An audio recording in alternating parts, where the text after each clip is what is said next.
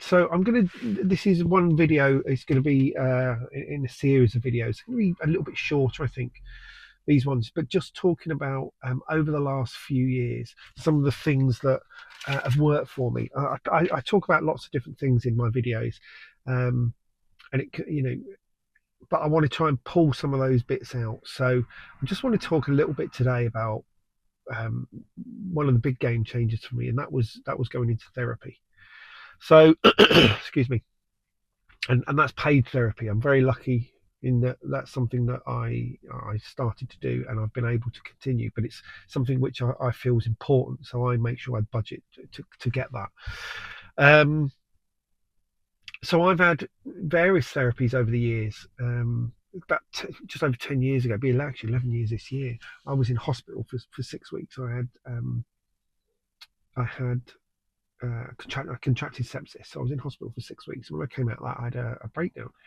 I went through CBT, cognitive behavioural therapy, sort of living and going through what had happened, and that made a difference. That helped there. Um, my ex-wife and I went through some joint therapy sessions, and I also had another block of therapy when I used to get angry. So I think um, that was something that I did. But again, that's through the NHS. It was only a 6 block session, so you go along, you do it, and that's it. It's done. It doesn't really fix you. And then when my marriage was falling apart, that was something. This wind is spoiling. When my marriage was falling apart, it was almost I need to do something. I need help, and it was a panic because I thought if I go in to get some therapy, maybe it'll solve the marriage problems. Obviously, that wasn't going to be the case because that's something we needed to do together, and that wasn't something that happened. I did it on my own individually. At that point, there was a big schism in my family as well. Um, my sister had. I'm not going to go into details here, but there were there was a split in the family where my sister was on one side of it with a number of family members, and my mum and dad on the other side. I decided with my mum and dad, and I hadn't spoken to my mum for a couple of years, and that's something that I wanted to address as well. So the therapy that came in combination with that. I wanted to address. I became conscious of these things that weren't being addressed, and I think I felt that I needed someone to talk to outside of my marriage. I had very non-existent friend group. I moved to the other end of the country with my ex-wife over 20 years ago. We live up on the Wirral. I grew up down in Kent. I never had a massive circle of friends anyway, but I was very conscious at this point that everything was put on my wife. I had nothing, no one to talk to, no one to churn it out. So I needed to get outside of my marriage, and also there was a lot of stuff going on at work, and that's something which I didn't talk to my wife about.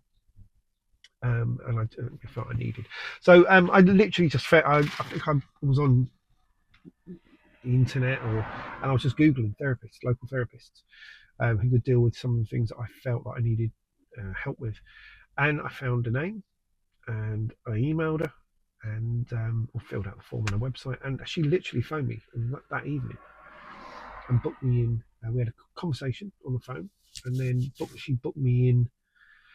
I think probably like the following week, I think it was. And at that point, I was having a session every 2 weeks. So it's expensive. I mean, £60 an hour. So it's a lot of money. And I've now been seeing Christine for October, November, December, January, February, March, 3.5 years. And it is the single best thing that I've ever done. I do question sometimes now whether I still need to go. It's funny, normally I'll go. The week leading up to going, I'll be thinking about what do I need to talk about, what's come up, what am I struggling with, etc. And actually, when I go, a lot of the time it's other things we start talking about, and I realise actually there were other things, underlying issues that I wanted to discuss. Um, Something which I need to do now is we need to get a little bit more structure in it. Something where I'm setting clear goals and targets for myself, especially socially. That's something which I really, really struggle with. But therapy as a whole was just an absolute game changer. Um, I was very, very lucky. I found Christine. She was the first one I'd seen, and I've been seeing her 3.5 years. I'm well aware that I think some people have done. You can go through multiple therapists. I think for me, it was the one of the most best things initially was it's in person, and at that point, we were coming out of post lockdown, COVID, all of that stuff.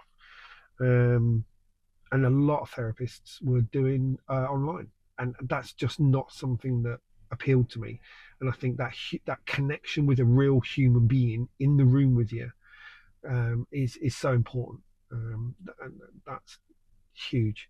So yeah, so therapy is one of those things that I tried early on when the things were struggling, and that's something which I've maintained. I have gone, after a period of time, I went down to one a month, which I'm on now. And every now and then it might go a couple of months, but I feel that I need by the time it comes around, I feel like I need it. Now, that may just be that I'm still lacking social connections, friends of peer groups, I suppose. Um, so as and when I start working on that, maybe therapy becomes something that I need less of. I don't know, but right now, it's something, as I say, 3.5 years in, it's been the single biggest tool for me that's helped me get through, and not only get through tough times, but actually grow, become somebody new, and become more than I was, and really become self-aware. So that's the first one. So thanks for spending a little bit of time with me, and I'll see you on the next one.